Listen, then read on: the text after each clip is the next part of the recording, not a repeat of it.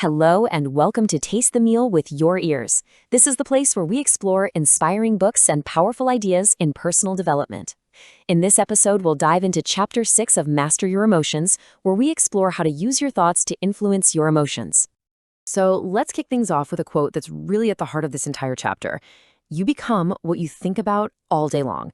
Now, this isn't just some feel-good platitude, it's a really fundamental principle. It means our thoughts aren't just, random background noise. They are active, creative forces that are literally building our emotional reality, moment by moment. And that brings us to our first big idea, the concept that your inner world, your thoughts, directly creates your outer experience. And to really get a handle on this, we're going to talk about the seeds that you're planting in your mind every single day.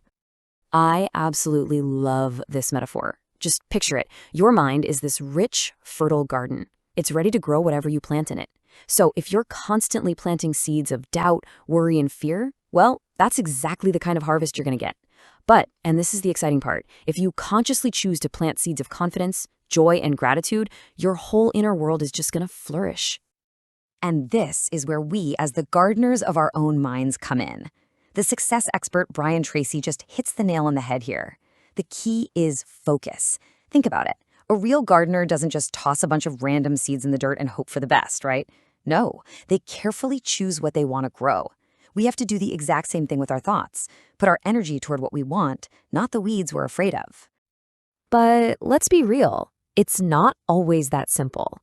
Being a good gardener isn't just about planting beautiful flowers.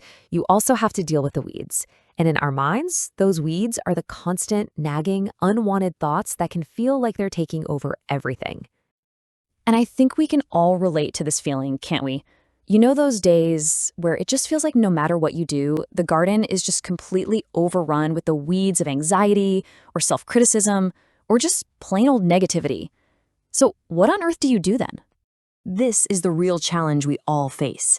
When that nonstop flow of thoughts, these mental weeds, is left unchecked, it can feel so powerful, so overwhelming. They start to choke out all the good seeds you're trying to plant, and they leave you feeling drained, anxious, and stuck. So, how do we deal with these weeds? Well, the key tool here is something called distancing, and it's not about fighting your negative thoughts, which usually just makes them stronger. Instead, you practice becoming an observer. You learn to take a step back and just watch them. You see them come and go without getting all tangled up in them. And when you do that, you realize something huge. You are not your thoughts.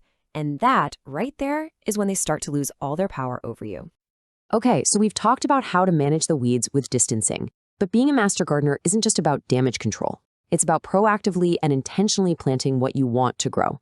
And this is where an incredibly powerful tool comes into play: visualization.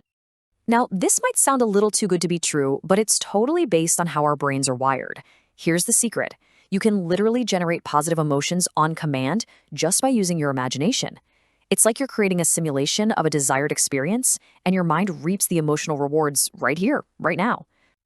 And this is the mind-blowing reason why it works. Your subconscious mind, the part that runs your emotions, can't really tell the difference between something that's actually happening and something you are just vividly imagining. So when you visualize with a ton of detail and emotion, your brain releases the same chemicals and creates the same feelings as if it were totally real. It's an amazing hack. So how do we actually do this? It's really just a simple 3-step process. First, you pick a feeling you want more of. Maybe it's joy or excitement or just deep gratitude. Second, you create a detailed mental movie of an experience that would give you that feeling. What do you see? What do you hear? What does it feel like? The more details, the more powerful it is. And third, you just let yourself sink into that simulation and let your brain do its thing. Now, this isn't just a one-time trick to feel good for a few minutes. When you practice this consistently, what you're really doing is conditioning your mind for long-term positivity. You're tending your garden so well that you get to enjoy a truly bountiful harvest of positive emotions day in and day out. And what does that amazing harvest actually look like in your life? Well, by conditioning your mind, you actually gain the ability to call up good feelings whenever you need them. You'll find yourself naturally feeling more gratitude and joy. You'll feel a genuine excitement for your life and your future. And maybe most importantly, you're literally rewiring your brain's default setting to one of peace and well-being. How cool is that? So as we wrap up, it really all comes back to this one simple but powerful question. Your mind is your garden. You are the gardener. You have the choice.